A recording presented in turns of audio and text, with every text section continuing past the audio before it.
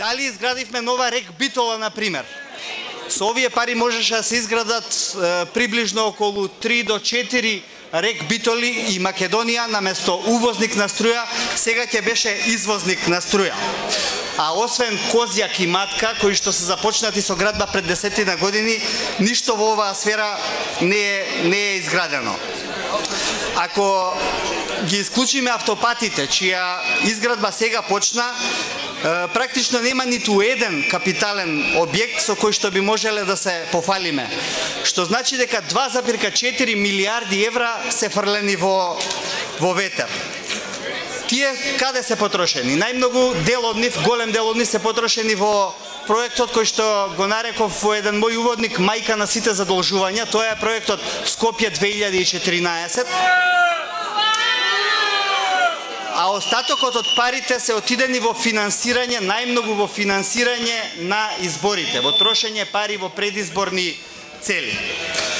Тоа значи на зголемени плати на администрацијата, на зголемени пензии, на зголемени субвенции. Да се разбереме, тоа не е лошо.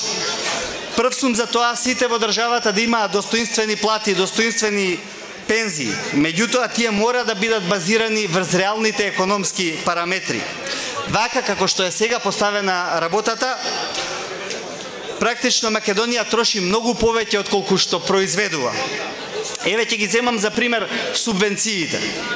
Повеќе од 150 милиони евра годишно се даваат за субвенции на земјоделците. Но дали е зголемено земјоделското производство во изминативе 5-6 години? Не, почитувани. Според статистиката, земјоделското производство не е зголемено ниту за грам. Во некои култури дури е и намалено. Тоа зборува за сосема неплански раздавани и расфрлани пари.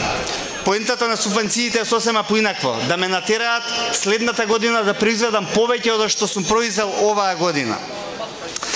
Не треба ниту да си многу буџетски образуван за да сватиш дека дупката, например, во фондот за пензиско осигурување го води целиот систем кон колапс. Може би нема тоа да се деси утре или задотре, меѓутоа и нината не ни носи ништо добро.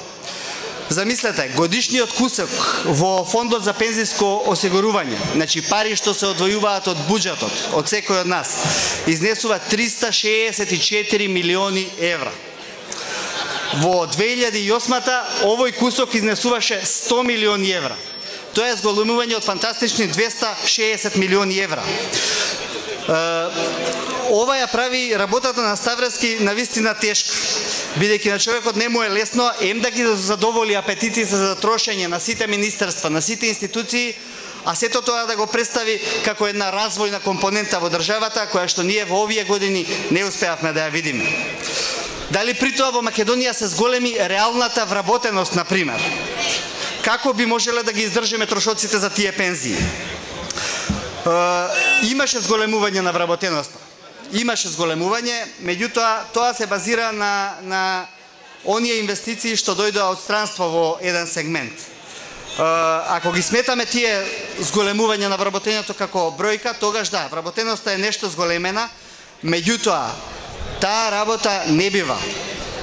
Придонесите за вработените на луѓето што работат за 8.000 денари плата во странските, во слободните економски зони, ги плаќаме ние, ги плаќа државата. Тоа не е реална економија, тоа е фиктивна економија. Таквите инвестиции се движечки, летечки инвестиции. Тие ќе постојат додека им ги плаќаме придонесите за вработените, веднаш утре дента кога тоа ќе заврши, ќе си заминат. Пред фактите велат и боговите молчат, а пред бројките министрите замолчуваат. Бројките се фрапантни во секој сектор. Јавните набавки во земјава учествуваат со дури 12% во бруто домашниот производ. Годишно државните институции трошат повеќе од 900 милиони евра за набавка на стоки, услуги, работи. Тоа е 35% од буџетот на земјата. За каква тогаш економија ние зборуваме? За каков политички систем зборуваме кога оние кај кои се парите и стапот можат бескрајно да го силуваат бизнисот, без страв дека некогаш ќе бидат напуштени? Тоа е таа економија на стресот во која што живее Македонија во изминативе 9 години, во која секој нов потек или реформа на прв потек треба да ни се чини добра, а за тоа всушност се крие една темна завеса. Со сево ова на македонската економија не и се пишува добро. Можеме до утре да ги спинуваме бројките и да се фалиме дека сме најдобри во doing business. Но реалноста еден ден ќе ни удри толку силно што грчкото сценарио ќе ни се гледа како холивудски филм, со хепи енд и тоа. Зборуваме за истата Грција, чиј просечен граѓанин денес со сета криза низ која поминува има 5 пати подобар животен стандард од нас, големите патриоти. Кој е чарето? За тоа нека му ја мисли некоја идна влада. Има тука луѓе експерти кои ќе кажат дали и како тоа е можно, но знам дека идната влада мора да направи суштински дисконтинуитет од оваа економска политика. Да се постави економијата на здрави основи. Заздравувањето ќе оди полека, ќе биде болно. Но како што кажа еднаш еден надежен министар за финансии, Никола Груевски, ќе мора да скокнеме во ладна вода за да изградиме стабилно